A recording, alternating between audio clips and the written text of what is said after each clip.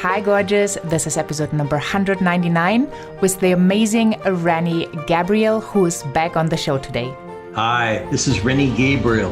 You are listening to the HeartSells podcast with Christine Schlonski. Enjoy. I'm really looking forward to this next conversation with Rennie. In the first one, we actually talked about his path, where he went from collecting bottles to multi-millionaire, and that he did only in a few years while earning $5,000 per month. He now lives on the investment income, and he donates 100% of his book, training, and coaching profits to an organization called sheltertosoldier.org, where dogs are rescued from deadly environments and are trained as service animals for post 9/11 soldiers who have returned with PTSD and a traumatic brain injury. And I love when you are in the position that you can decide that you have choices in your life. And the way to go there, we're going to talk about it today with Rennie, is really important because you need to learn how to pay yourself first. So enjoy the next episode with Rennie. Well, hi, Rennie. I'm so excited you are back today on the show. Thank you for being here. Oh, it's my pleasure. I so enjoy our conversations. Yes, and I love to talk about wealth and wealth building. It's so exciting because one of my biggest values is freedom. And when you have enough cash, it's, you have choices. And exactly. I love for people to have choices that they make from their hearts and that they don't make because they have to make them. Right? Because there is not truly a choice. Yeah. So when you have to do it, there's a lot of pressure, and that's not fun. Yeah, totally. And for me, life is about fun and creating it the way we desire it, because that makes us experience so special. And then when we get to the point that we can give back, that's awesome. And we always can give back, but the more we have, the more we can give. Oh, yes, absolutely right. And, entrepreneurs became entrepreneurs for the freedom.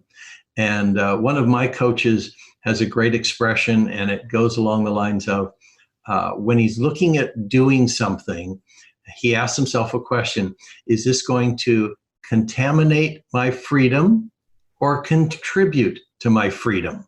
I like that question. Yeah, I think that's a good question to ask from the standpoint of any entrepreneur who's looking at a growth direction or a product line they want to take on or a client they're going to work with. That question really helps create a lot of clarity. Is it going to contribute to my freedom or contaminate my freedom? Yeah. And there are clients that I've jettisoned because they were hurting my freedom. Yes, totally get that. So we talked in the last episode, we talked about that you became a good salesperson. Yes. So what was the very, very first thing in your life that you've ever sold?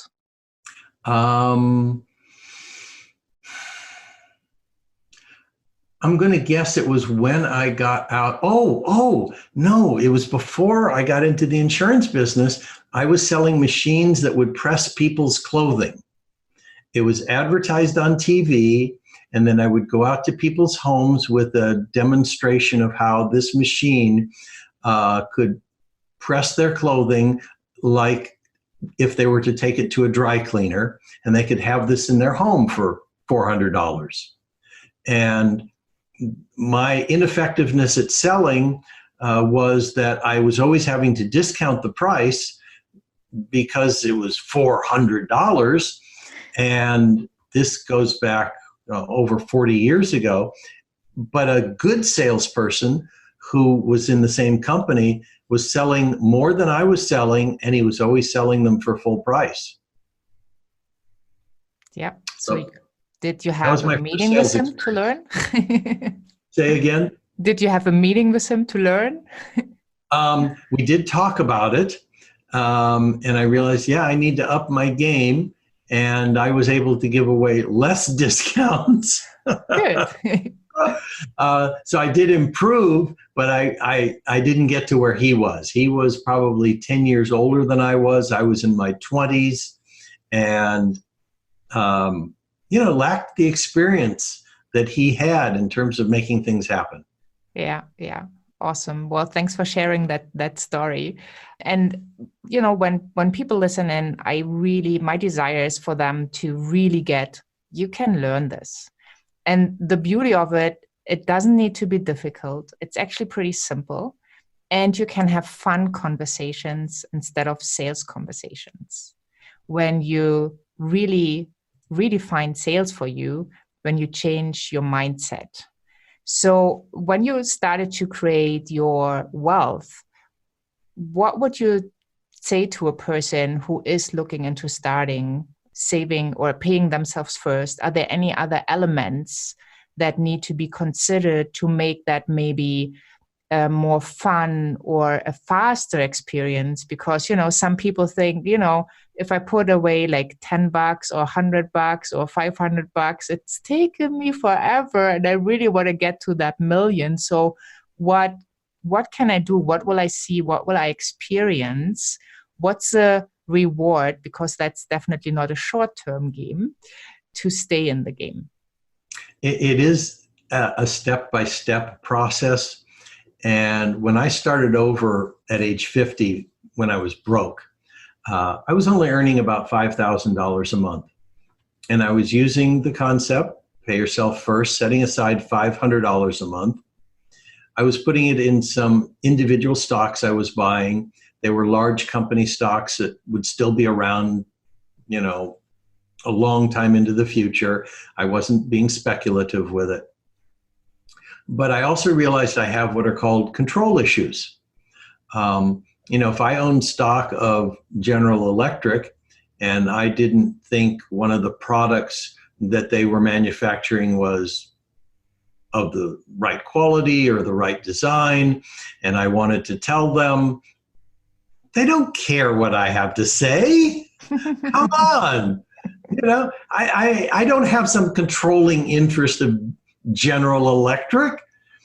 And so what I realized is there's absolutely no control. I can't talk about who they should hire or how they should distribute profits or anything. But what I realized was if I had it invested in real estate, I could exercise my control issues. I could choose who was going to rent it or where I was going to buy it or if I was going to remodel it or when I was going to sell it. I was in control at that point. And what I was doing was, like I said, saving $500 a month. When I'd saved up $18,000, it took 3 years. Like I said, this is a step-by-step process. I had $18,000. This is more in savings than I'd ever had in my life, and I'm 53 years old by this point. My wife has had a person. She was in real estate. She had a partner in real estate, and he said, I found this 3-unit building I'd like us to buy. And I couldn't go 50-50 with him. I only had $18,000 for a down payment. So my wife came up with $18,000. He came up with the balance, $36,000, and the three of us bought it together. So that's why I say wealth creation is a team sport. It's not a solo sport. We cleaned up the building, we re-rented it, and multi-unit properties value is based on rental income. It's not like a house. So the more rent you get, the more valuable the building. Well, in 6 years, that building's value increased for, by about $500,000. My little $18,000 grew to about $130,000 in value.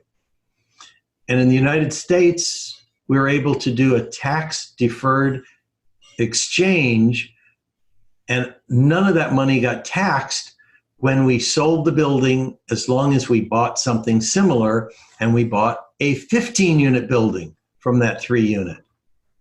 And over time, I borrowed money so that the three of us could make down payments on more apartment buildings, which we did. And in about 8 years, we went from 3 units that we owned to 50 units. And, our net worth grew dramatically because of what we were doing. We bought buildings where we could add value, where the tenants were being taken care of, where they were happy to live in the buildings that we managed. They were happy to be in the environments that we created for them. They were good people. They paid their rent on time. They took care of the properties because we treated them like these were important people. And they were buying the real estate for us. Yeah. So, yeah. I attribute the sales background that I had to treating your customers like real human beings that you want to serve. And I treated the tenants like real human beings that I wanted to serve. And they treated us back with respect.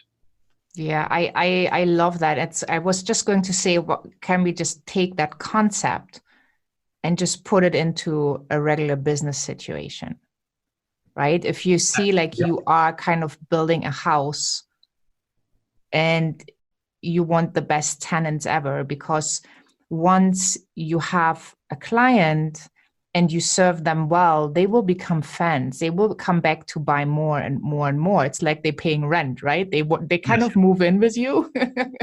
And then they're so excited because you serve them so well that they want to like buy everything you have. And it's just going to be one step at a time. So when we manage to have this great relationship, then basically a client is just unlimited potential. Absolutely. When you're in business and you serve your clients like you're really taking care of them, they want to buy more and more from you because they enjoy feeling taken care of. I've talked to other, and this does relate to business.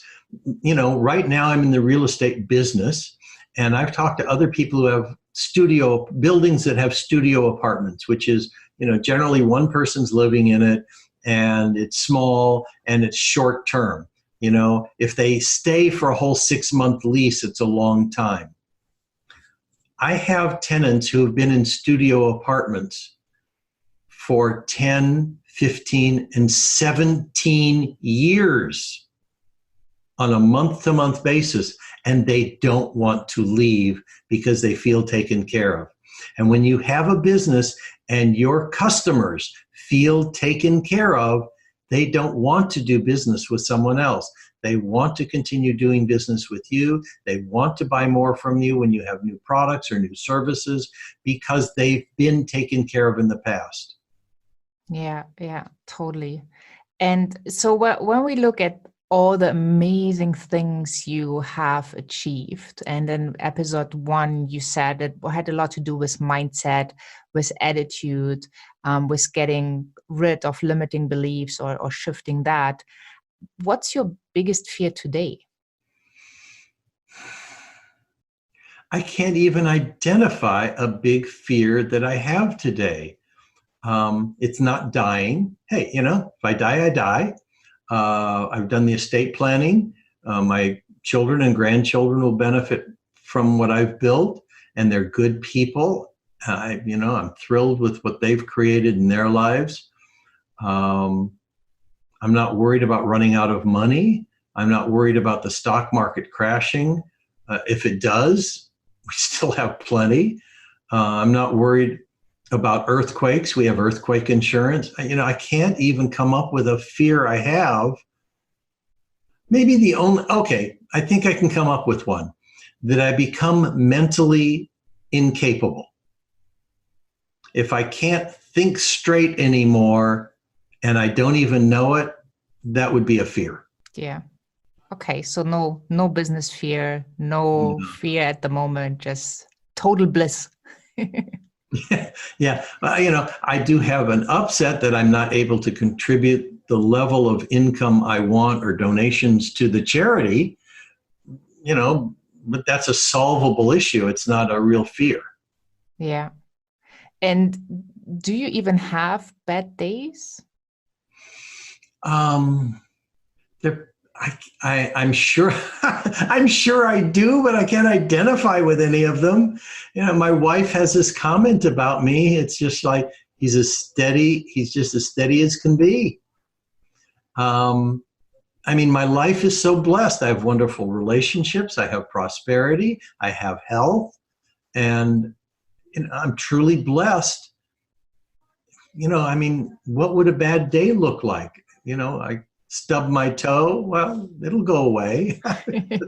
So what advice would you give to people who might have some bad days? Like, how can they adapt such an attitude? Because I mean, it's an audio interview. When people could see you, it's like you radiate. You look happy. It's fun to talk to you. So what could people do to get to that point where maybe they can feel that more often instead of being stressed or worried? It goes right back to wealth creation as a team sport.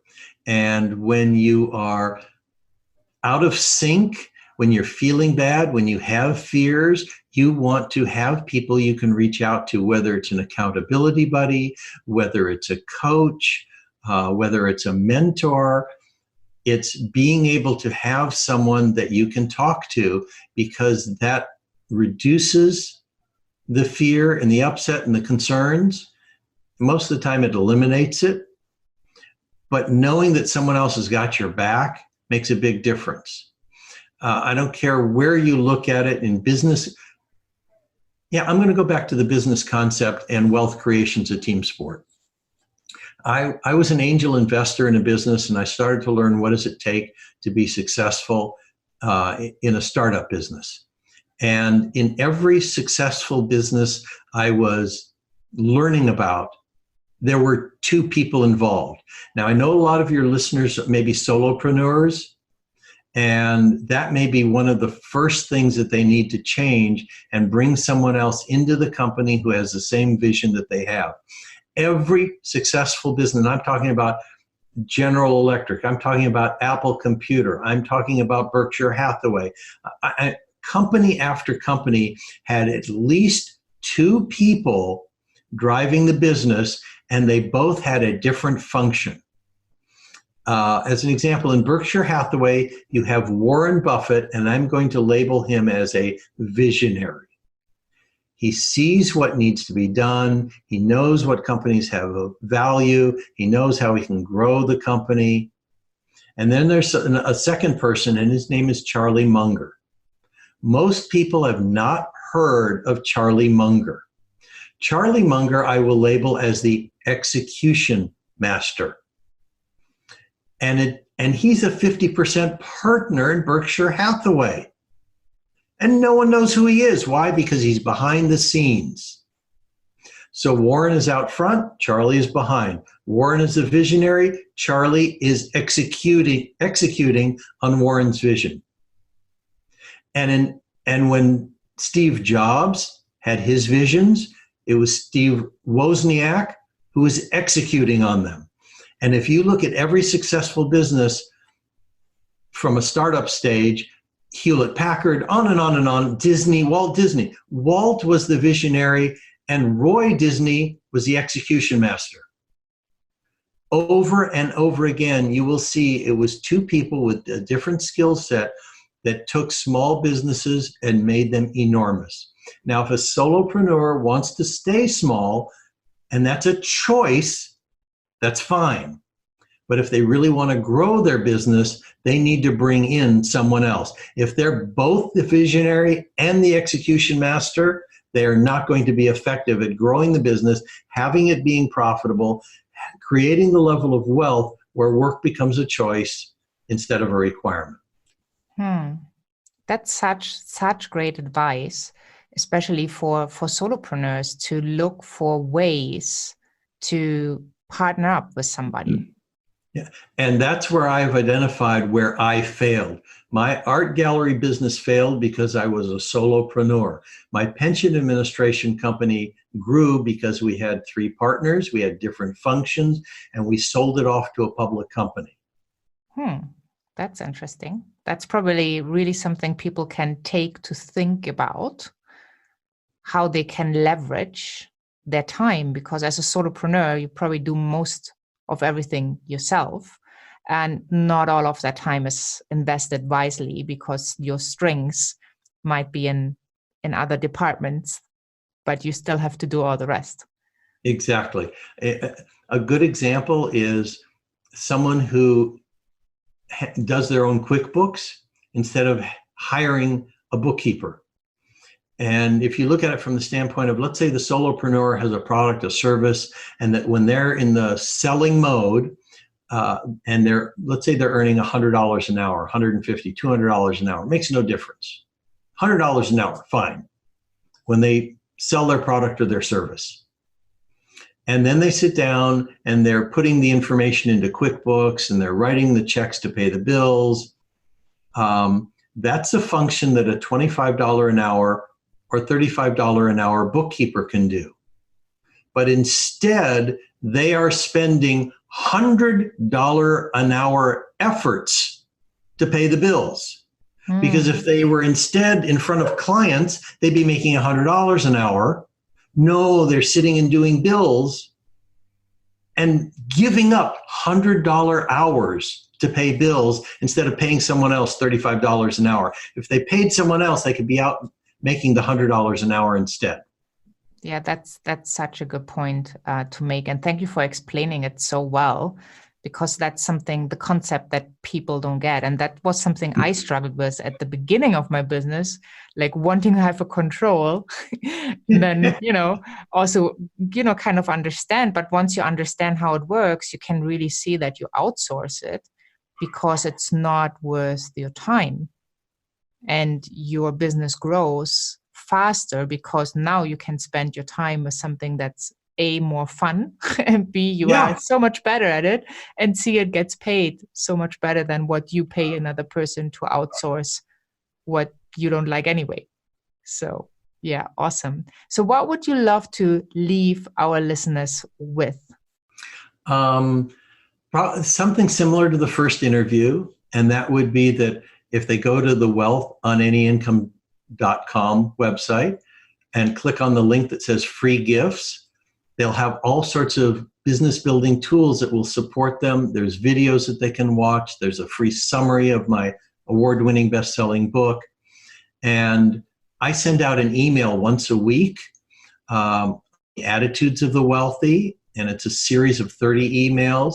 Then I go into the myths that people buy into, like I need to pay debt to create wealth. And, people have these misunderstandings, and they'll have the opportunity to examine them and reframe what they're doing. Awesome. Well, thank you so much for investing your time with us today. I just love this interview. I just love talking to you. It's so much fun and so valuable for everybody listening in. So people, hop on over to wealthsatanyincome.com. No, wealthsonanyincome.com. I definitely have it right in the show notes, where I will provide all the links to Rennie so you can connect on social media, have the homepage, and everything is just one click away. Thank you so much and have an awesome, awesome day. Thank you, Christine. So much fun to be with you.